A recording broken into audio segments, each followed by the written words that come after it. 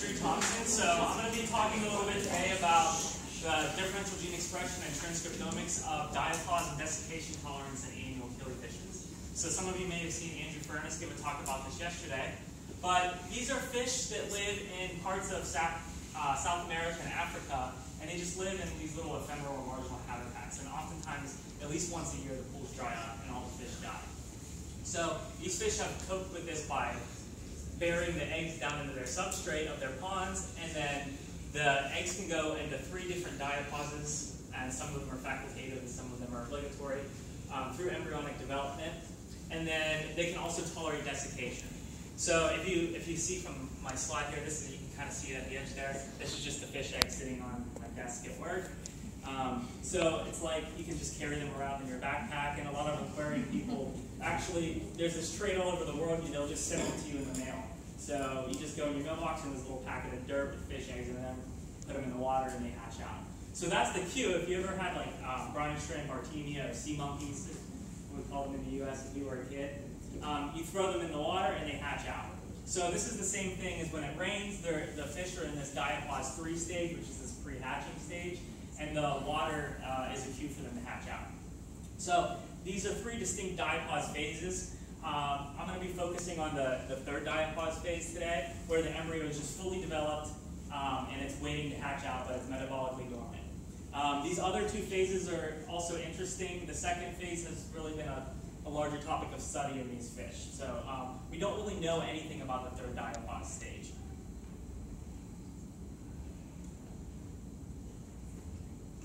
Okay, so this is a pictures that I took about a year ago, actually, in Sao Paulo State, Brazil. This is along the Iguape River, and you can just kind of go down and you just look along the ditches alongside the road. And during the rainy season, these little puddles fill up. They're only about 1 meter in diameter, and you go in there. So the rains came about 3 weeks before we got there, and this is a little, excuse me.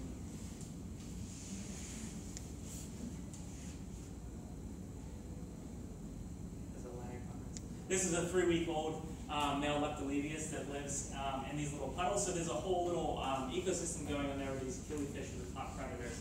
And so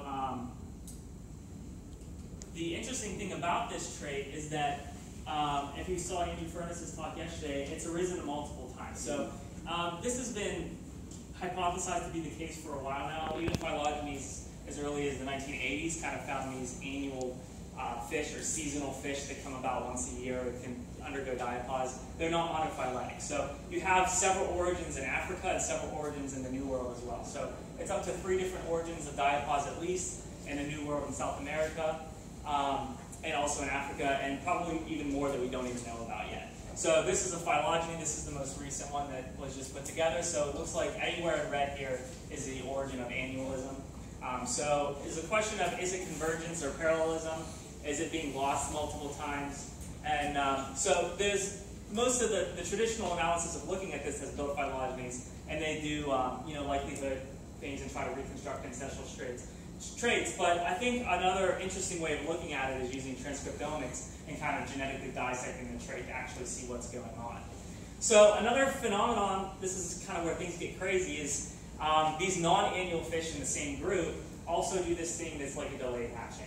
So I was ordering all my fish online, and they sent me these little packets of eggs, and I bought a non-annual fish one time to compare, and I got it in the mail, and I opened it up, and the eggs were just sitting in dirt. So that got me thinking, and so it's been documented as well that a lot of these other species can do this. So the diapause 3 that these fish do may represent an intensification of delayed hatching. So, and these non-annual ones can also tolerate drying out. So like, they need to stay humid. If you keep them in around 100% humidity, they're fine. And they can survive, but they can tolerate more desiccation than most fish. For example, put a zebrafish in an environment like that, it probably wouldn't live. So this is, one of the hypotheses that have been proposed, that you have this delayed hatching in these non-annual fish. This is the ancestral state, obviously, and most fish can't do this. And then you get this facultative diapause with quiescence, like if your pond dries up or something bad happens, maybe you can tolerate it a little better, and then eventually maybe evolves into obligatory diapause, and you can have populations surviving in completely ephemeral habitats. So this is a little video I took in the lab. So this is a species I'm working with and I talk about today. And they're highly sexually dimorphic, and you put the male and the female together in the tank with a little bowl of peat moss, sphagnum moss, dirt, just go down in there and lay their eggs. So that's what you see happening in there on the right. So the aquarists call them peat divers. They dive completely down into the peat moss, and you can't see them. There you go. And the males often display for the females, and they're highly sexually dimorphic. So this is the Nematolebius whiteyeye. This is a species from Rio de Janeiro here in Brazil that I've been working with. It's very prolific and it's a great species to work with. But it's not we don't have a reference for it yet, so the transcriptome was a good place to start. So what I did was I collected eggs from the aquarium trade and from my laboratory stocks, and I just put them in these little plastic, we can call them microcosms to sound like scientists, but I bought them at the dollar store, just little plastic containers, you know. And then I just packed some wet peat in there, and when you do that, and you put a lid on it and seal it, the humidity stays at 100% relative humidity. So then I can just go in, it's like I have a little chicken farm, and I just go in and collect the eggs from the fish every once in a while, find them in the dirt, and put them in these little microcosms. And then I watch them until they get to this third diapause stage, okay? So the time it takes for them to get there is variable, so I gotta keep an eye on them. And so you can see here, this is the fish's eye and its mouth, so they're pretty cute when they get to this stage. They actually look like a little baby fish. And you put them in water, they pop out like that, and just sometimes a matter of a few minutes. So what I did was I took two conditions. I took desiccated diapause 3 fish at 100% relative humidity, and I took 10 embryos, and I took 3 replicates of 10 pooled embryos, and also hatched larvae after resubmersion in water, same way of sampling. And I extracted the total RNA and prepared them for mRNA sequencing in a Illumina library.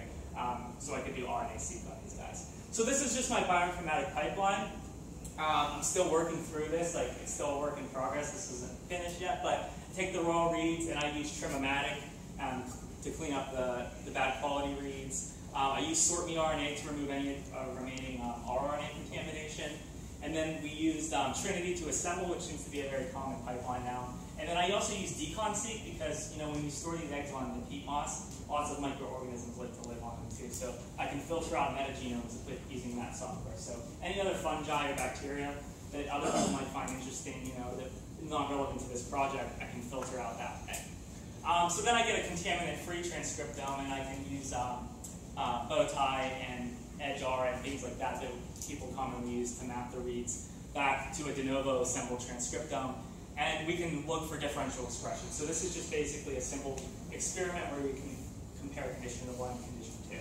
So this is, in case anybody hasn't really done a lot of these studies, this is your gene of interest here. And then we just look at how many raw reads the sequencer generated once they map back to this gene and say, okay, well this one looks like condition 1, the gene is much more highly expressed here. So the results. So these are some pretty preliminary results, I would say still. So I find 48,594 genes or isoforms with open reading frames from Transdecoder in the Trinity pipeline.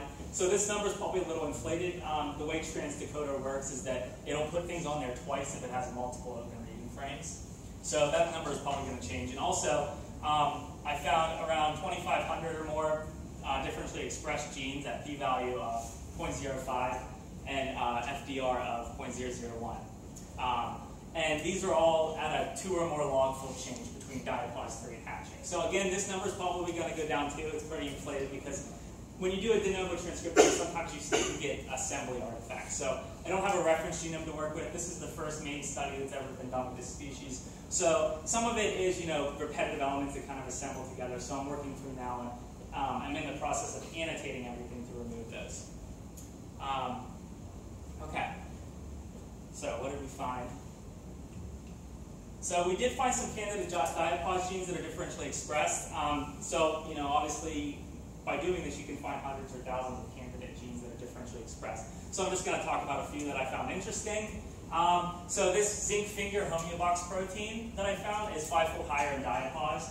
And this interestingly has been implicated in cell cycle arrest and is a known tumor suppressor. Right? So we think about what tumors are or cancer is. This is just proliferation of cells. And if you're trying not to grow and you're trying to just stay where you're at, but you don't want to hash out yet, cell cycle arrest might be an important thing that you want to do. So this is a way for them possibly to downregulate mitosis. We also find evidence of this gene which has a part in microRNA silencing. So it has been hypothesized that some of these fish use microRNA in regulatory ways to silence a lot of their genes during diapause. And there's some other studies being done with other species now that actually shows differential expression of the microRNA. So this gene might be actually having a role in that. And also we find some genes that have negative regulation of apoptosis. So you probably don't want to make any more cells, but you don't want the ones that have to die off because you're not making any more cells. You just kind of want to stay where you're at and wait for the rain.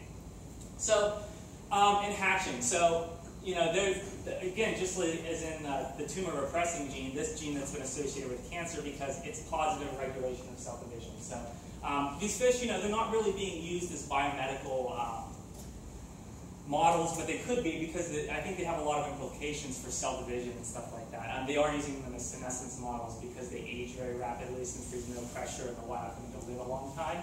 But I think it's a good opportunity here. So when they hatch out, you get these genes that are, positive regulation of cell division, and we're still looking for other candidate genes in that process involved in that. So also they upregulate other genes that are involved in numerous metabolic processes. So when you're in diapause, you want to conserve your energy. You only have so much yolk in your egg to eat before you hatch out. So once you hatch out, you can start upregulating your metabolic processes because these fish are ready to eat and hunt little small prey items when they hatch out. So you have these other things that are involved in electron transport, response to glucose, all those, some of those are becoming upregulated as well. At least these are the ones that we found like that. So now we have a good quality, in conclusion, we have a good quality transcriptome for Nematoledius boydii, which is an annual fish. We have candidate diapause genes, if you want to call them that, or differentially expressed genes before and after diapause. And these are identified in pathways such as cell proliferation, gene regulation, and metabolism. So this is the first diapause-free transcriptome and the molecular investigation of this stage. So we're still putting this together and seeing what all this means. But we still have some more things to do. So I think I'm going to use this program, SF annotation. And it seems like a neat way to annotate. This is my plan on how to annotate this transcriptome, and that it uses numerous databases such as SwissPro database, the non-redundant database from GenBank, and all these things. It kind of puts together an annotation for you. Also, I want to keep removing these assembly artifacts that I have. And lastly, I want to do a geo-enrichment analysis. Some of you guys have already talked about that, but I think that's my next step to see, like, is cell proliferation really, in general, a lot more genes being upregulated when they hatch out, for example? Or is it the opposite when they're in diapause? And I have some other projects that are being sequenced right now with more species of killifish, both annual and non-annual, looking at this pre-hatching stage to see if we can find some things going on in other lineages so we can do a comparative analysis with different species. So I'd like to thank everybody that helped me do this. There's a lot of bioinformatics and stuff that goes into this. Lily from my lab and my friend Chewy. Jason Podravsky's been a great collaborator. He's kind of made some of these other annual fish species model organisms and really pushed this through. Thank you for listening. I'll take any questions.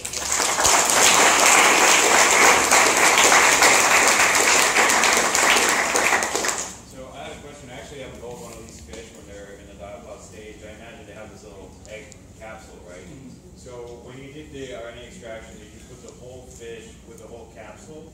Or did you actually pop that capsule and put it in? So that's a good question. I'm wondering if you actually are detecting differential gene expression just because you have some genes that are represented in that egg capsule, and they're not represented in the fish when it hatches. Right. So I did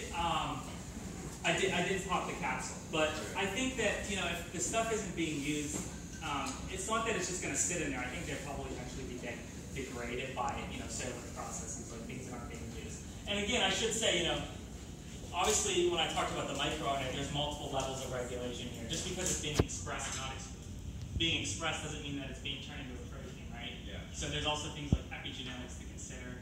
But they do have these really cool, in fact, a cool story. I tried to digest some of them in proteinase for DNA extraction, put them in there overnight, came back the next morning, they were fine. Because they're just such thick layers of protein. And I have a poster tomorrow night if you're interested to come see. They actually have very different metamorphic, depending on the species, egg capsules or chorions or whatever you like to call them. Yeah, that would be a worthwhile experiment just to see what's the differential expression with like the capsule and the fish itself. That would be a worthwhile. Yeah. So it has been noted that so when you look at them in the diapause 3 stage, they don't move. They don't react to any stimuli. That's how you can like see, you know, it can like use tactile stimulation, they don't move. And it's been noted that if you decoronize them, they stay quiescent, so they don't move their skill. So it might be worth doing in the future. Totally. That's a cool system. Anybody else? All right, well, I'll be around here, and I'll be at a poster session tomorrow, so if you have any questions, come find me then. Thank you for coming.